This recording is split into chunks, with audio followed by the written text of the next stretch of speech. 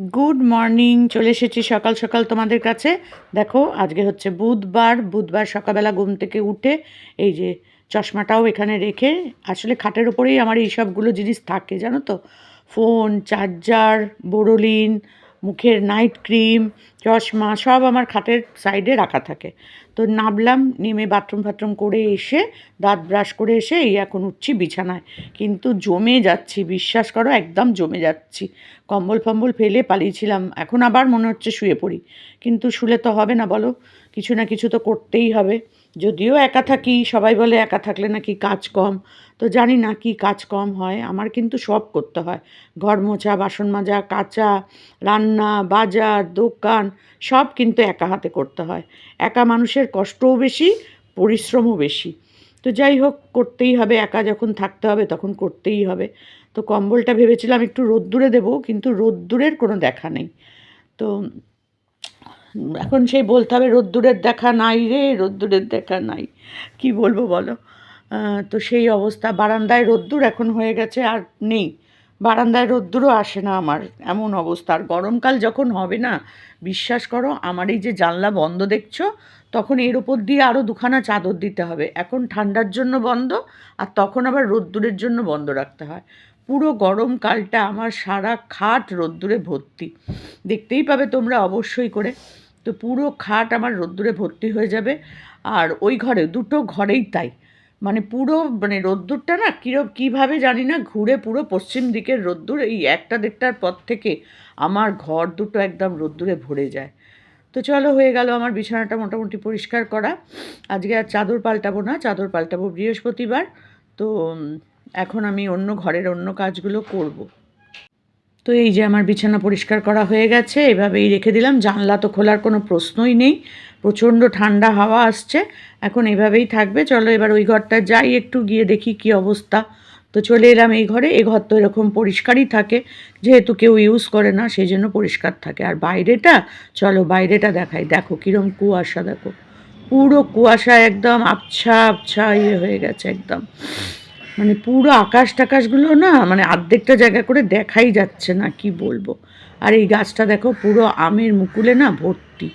এটা আমাদের বাড়ির পাশে একটা আম গাছ, তো সেই গাছটাকে জুম করে তোমাদের একটু দেখাচ্ছি।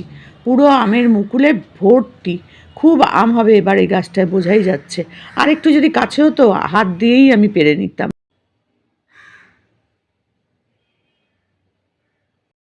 দেখো এখানে পেঁয়াজ কলিগুলো ভাজতে বসিয়ে দিয়েছি, আর এইগুলো ভাজা হয়ে গেল, মানে হয়ে গেলে, আর এখানে ঘিটা গরম করতে দিয়েছি, আর এখানে ভাত বসিয়ে দিয়েছি। আর এই যে দেখো আমার বেগুন ভাজাটা হয়ে গেছে। বেগুন ভাজা করার সময় আমি আর তোমাদেরকে ভিডিও করতে পারিনি, এই যেখানে রাখলাম করে। আর একটা ফোন এসেছিলো যার জন্য আর রাখা হয়নি। আর কিছু টুকটাক বাসন আছে, এই যে দেখো চা খাওয়ার বাসন, কাল বান্ধবীরা এসেছিল, সেই চা করেছি, সেই বাসন দেখো এখনো নামানো, সেটা এখনো আমার মাজা হয়নি। তো সেই জন্য আগে ভাবছিলাম যে এই ভাতটা আর এইটা করে নিই, তারপরে একবারে সব বাসন মেজে চলে যাব ওইদিকে।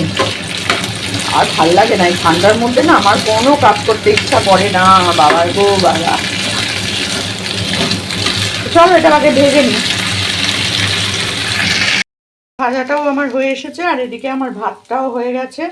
ভাতটা নামিয়ে মানে গড় দিয়ে গড় ভাতটা গড় দিয়ে রেখে দিলাম, মানে ফ্যানটাকে ঝেড়ে রেখে দিয়েছি। আর এই দেখো ঘিটাও এদিকে বেশ গলে গেছে, এই যে ঘিটাও বেশ গলছে, এদিকটাও গলে যাক। আর এই শক্ত শক্ত থাকলে না ঘিটা নেওয়া যায় না, তো একটু থাক, গ্যাসের পাশে বসিয়ে রেখেছি। আর এটাও আমার হয়ে গেছে প্রায়, আর একটুখানি ভেজে নিই। আর এই জিনিসটা না খেতে ভালো লাগে, কিন্তু এই যে দাঁতের মধ্যে আটকে যায়, বুড়ো মানুষ, বুঝতেই পারছো আমার অবস্থা। তো যাই হোক, এটা ভাজলাম, আর বেগুন ভাজলাম, আর ঘি দিয়ে খাবো, কাঁচা লঙ্কা দিয়ে ঘি দিয়ে খেয়ে নেবো, ব্যাস। আর কোনো খাওয়া দাওয়ার সিন নেই। এই আজকের আমার খাবার। রাত্রিবেলায় ভাবছি একটু অন্য কিছু খাবো, ঝাল ঝাল অন্য কিছু অর্ডার দিয়ে খাবো। তো চলো, হয়ে গেল। তো দুপুরের খাবার দাবার নিয়ে চলে এসেছি। আর কি রান্না করবো বলো এই ঠান্ডার মধ্যে, আর তাছাড়া ছিলামও না বাড়িতে, বাজারও ছিল না, ছিল হচ্ছে বেগুন আর কী বলে পেঁয়াজ কলি, সেটাই করে নিয়েছি। এই যে বেগুন ভাজা করেছি, আর এই যে পেঁয়াজ কলি ভাজা, আর এই যে তার সাথে দেখো, ও মা গো, যা যা যা যা যা, দেখলে ভাতের মধ্যে পড়ে গেল। মুখটা আলগা ছিল, এই যে গরম করে মানে গলিয়েছি তো, মুখটা ঢাকাটা ভালো করে আটকানো ছিল না। তো যাই হোক, এখানে ঘিটা পড়েছে, আর নুন লঙ্কা এগুলো তো রয়েইছে, আর ওইখানে ভাতটা রেখে দিয়েছি। রান্নাঘর পরিষ্কার করা হয়ে গেছে, খাওয়া দাওয়া কমপ্লিট, বাসন মাজা হয়ে গেল। আর এই যে যে ভাত আর ভাজাভুজি ছিল সব ঢাকা দিয়ে রেখে দিলাম।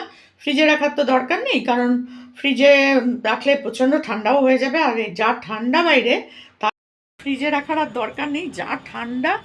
তো সেগুলো এখন আমি গ্যাসের ওপরেই রেখে দিয়েছি। বাবা কি ঠান্ডা লাগছে গো, হাওয়া দিচ্ছে কি বাইরে, বাপরে বাপ। তো বাইরেটা একটু এলাম, রোদ্দুর বলে কিচ্ছু নেই, কিচ্ছু নেই, রোদ্দুর টোদ্দুর কিচ্ছু নেই, একটুখানি হালকা করে রোদ্দুর। তো একটুখানি এলাম, বাইরে পুরো কুয়াশা কুয়াশা হয়ে রয়েছে, একদম পুরো কুয়াশার মতন হয়ে রয়েছে। তো যাই হোক, দার্জিলিং হয়ে গেছে, মনে করে নিই দার্জিলিংয়েই আছি, কি করব বলো, এই করে করেই মনে শান্তি করে নিতে হবে আর কি, কিছু করার নেই আর আমাদের।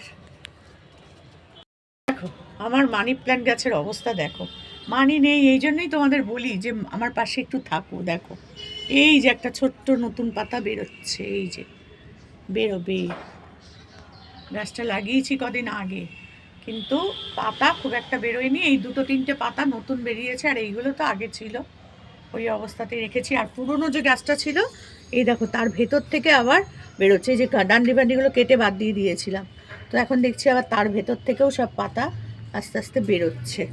আর এখানেও দুটো গাছ লাগিয়েছিলাম, হয়ে গেছে। আর দেখো লাকি ব্যাম্বো, আমার তুলসী গাছ, আমার নয়নতারা গাছ, অ্যালোভেরা গাছ, আর কি করব বলো, প্রচুর গাছ।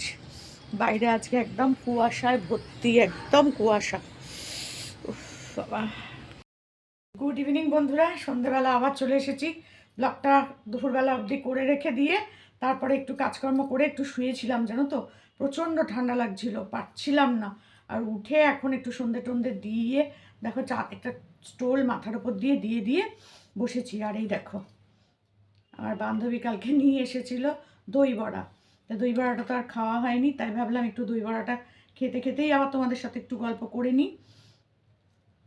তো দেখি কেমন বানিয়েছে দই বড়াটা, এটা আমাদের এখানকারই দোকানেরই।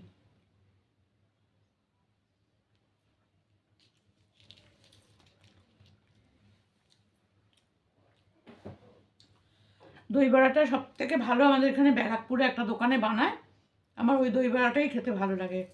এটা সেরকম হয়নি, মানে সেই টেস্টটা না, একটু শক্ত শক্ত রয়েছে আর কি। দই বড়াটা বেশ নরম একদম হবে, তাহলে ভালো লাগে। আর বেশি মোটা মোটা হলে না সেটা আবার ভালো লাগে না। আর ওইটাতে ইয়ে দেয়নি, ওই যে ঝুরি ভাজা, ঝুরি ভাজা দিলে ভালো লাগে খেতে, ঝুরি ভাজা দেয়নি, কিন্তু এমনি খেতে খারাপ হয়নি, এমনি খেতে ভালোই। তো চলো ব্লগটা এখানেই শেষ করব, ব্লগটা এখানেই শেষ করলাম। যদি তোমাদের ভালো লাগে তাহলে অবশ্যই একটু লাইক কমেন্ট করে দিও, আর প্লিজ তোমরা একটু পাশে থেকো, প্লিজ প্লিজ প্লিজ।